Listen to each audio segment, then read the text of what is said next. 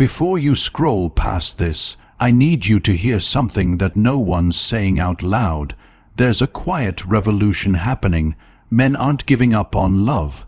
They're walking away from the version of it that breaks them. Not because they're weak, not because they're bitter, but because they've finally run the numbers, and what they've found is devastating. Modern love isn't just risky. It's become a game where the rules change mid-play and the house always wins. So they're choosing peace over performance, clarity over confusion, solitude over self-sacrifice. They're not broken, they're awake, and they're done pretending that it's worth losing everything just to be enough for someone who never truly saw them. If that truth stings, it's because it's real, and if you've ever felt it, truly felt it, then what you're about to hear isn't just a story. It's your story. Let's begin. I want you to stop, just for a second. Pause everything you're doing now, because what I'm about to say, it might sting a little. It might make you uncomfortable. It might even make you angry. But more than anything else, it might make you feel seen. Really seen, for once. There's a silent movement happening. A quiet, invisible choice spreading. Men across the world are choosing out, not because they hate women, not because they can't find love, but because they've done the math.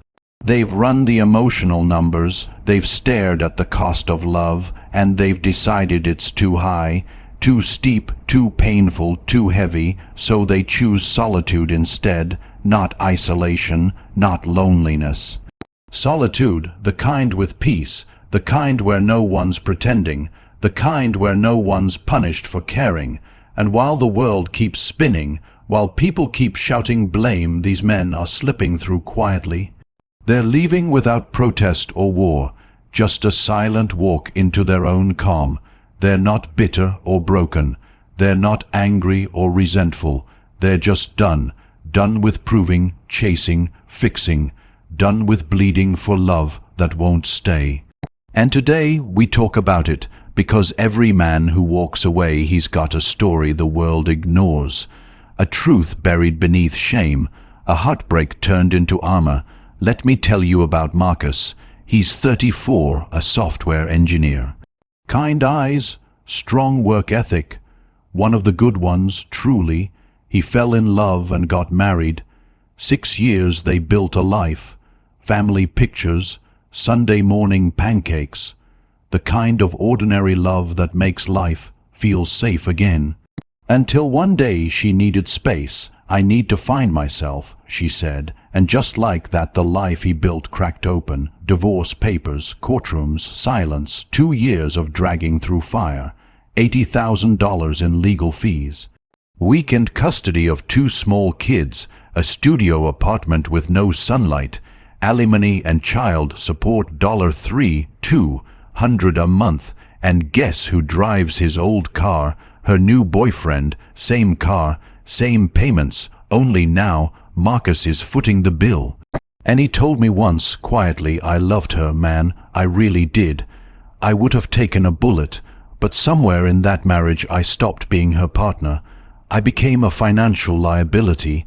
I became disposable. And he's not the only one. Not by a long shot.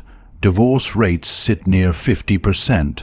Men lose custody 80% of the time, and 70-75% of divorces initiated by women. Why? The simple answer stings. Because on average, the most unhappy partner is the woman. Not always, but often enough.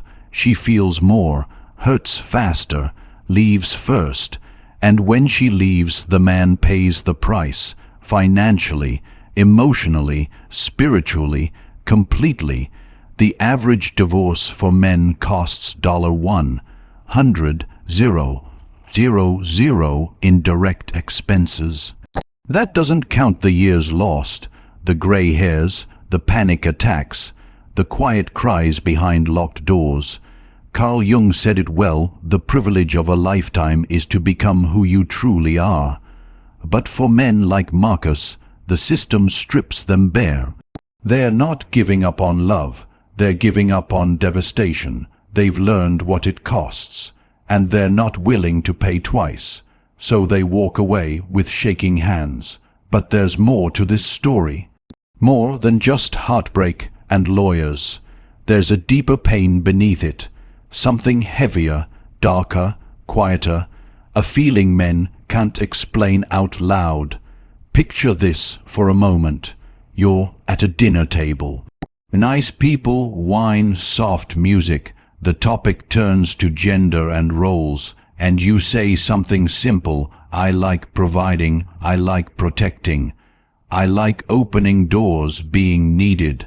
The room goes quiet like a warning. Someone mentions toxic masculinity, and you feel yourself shrink. That's the second truth we ignore. Men don't know who to be anymore. The rules changed overnight. The game is unrecognizable now, and no one gave them a guidebook. The things they were taught, stoicism, strength, quiet sacrifice, now they're called problematic. Now they're seen as threats. Now they're told to tone it down, be vulnerable, but not too much, be strong, but not intimidating. Pursue, but not too forward, pay, but don't be controlling, protect. But don't act superior, it's dizzying, it's exhausting, and no one's clapping for their confusion. They're mocked if they guess wrong.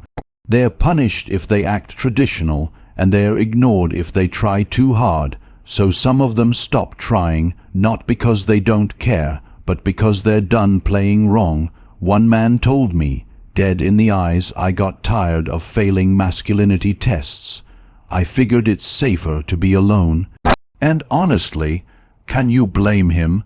Because this isn't just about feelings. This isn't just about identity. It's also about the impossible standard. Modern dating is not a playground. It's a performance arena. Men are being judged by fantasy metrics, money, height, status, style, and if you're average, you're invisible. 70% of women on apps want men making 6 figures or more, but only 13% of men qualify. 95% want taller men. Only 14% of men are over 6 feet. So what happens to the rest? They're swiped away, ignored, deleted, erased before the hello, and the men notice. They do the math. Why fight in a game where you never even get the ball? Why beg for crumbs from a feast you were never invited to? One man broke it down for me. I make $65,000 a year. He said, I own my home, no debt. I work out, I'm kind, I've never cheated, but to dating apps I'm furniture. So he deleted them, and he started hiking alone, fishing alone, cooking for himself, and he says he's the happiest he's been, because he's not chasing validation. He's not trying to earn love. He's just living on his terms, with peace as his reward. But it's not just dating pressure. It's financial gravity. Men were raised to provide, to earn, to build, to carry. But the cost of carrying now, it's unbearable. Homes are 3 times more expensive. Wages barely grew in 40 years. College debt is suffocating men. And entry-level jobs ask for PhDs. Meanwhile, women are thriving, making more in cities than men, owning homes, building brands, creating lives with power and grace, and that should be celebrated. But for some men, it leaves them questioning purpose. If I'm not needed to provide, then what am I here for? Who am I without that role? Epictetus said, wealth is not having much but wanting little, but in this world, love comes with receipts, expectations, rankings, and a man without money feels invisible. So he stops asking for love, not because he doesn't want it, but because the price tag says you're not enough. And he believes it. Then there's the final cut, the wound that stays open, the trauma that teaches, the betrayal that rewrites the soul. Let me tell you about David. David believed in fairy tales. He believed in giving everything, trust, effort, devotion, loyalty. He gave it all to a woman who smiled while plotting. She left him for his best friend, not quickly, not impulsively, but with precision, with calculation. She was planning her exit while he was planning their anniversary. I gave her everything, he said. She used my love like a weapon, and she smiled when she left. David didn't just lose a wife, he lost his compass, his center, himself, and that's what we never talk about. Men don't just lose relationships. They lose identity, they lose direction, they lose belief. But David's not broken anymore. He's cautious, he's precise, he sees red flags faster than before, and he doesn't argue with them anymore. He's learned the brutal truth. That love without return is slow self-destruction, that giving too much to the wrong one is how men disappear from themselves. And he said something I'll never forget. I'm not afraid of being alone. I'm afraid of being alone with someone who's supposed to love me. So maybe these men aren't lost. Maybe they're wise. Maybe they're the ones who learned that self-respect comes before affection. That peace is more valuable than passion. Maybe they're not broken or bitter. Maybe they're the ones who got free. Maybe they're not giving up on love. Maybe they're just waiting for love that's worth the war. What does it say about this world when millions of good men walk away?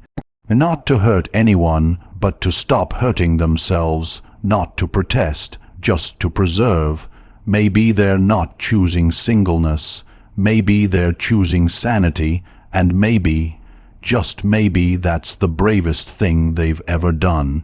If this touched something inside you, if you've ever walked away to protect peace, then you already know. Like this video, subscribe for more truth like this, and comment the word freedom, because sometimes the strongest thing a man can do is choose himself, without apology, without regret. Maybe now you understand. Maybe now you see why so many men have gone quiet. Not because they have nothing to say, but because no one ever really listened when they spoke. They loved hard. They gave everything. They believed in forever. And they were left paying the price for promises someone else broke. They didn't walk away from love. They walked away from a battlefield where love became a weapon, where peace cost too much, and where being a man meant being punished for trying. So they chose solitude, not as surrender, but as self-respect. And maybe, just maybe, that's what strength really looks like. The courage to stop chasing what only ever left them bleeding. To every man who ever gave his heart and watched it get used against him, you are not alone. Your silence speaks volumes. Your peace is valid, and your story matters. Until next time, choose yourself, every single time.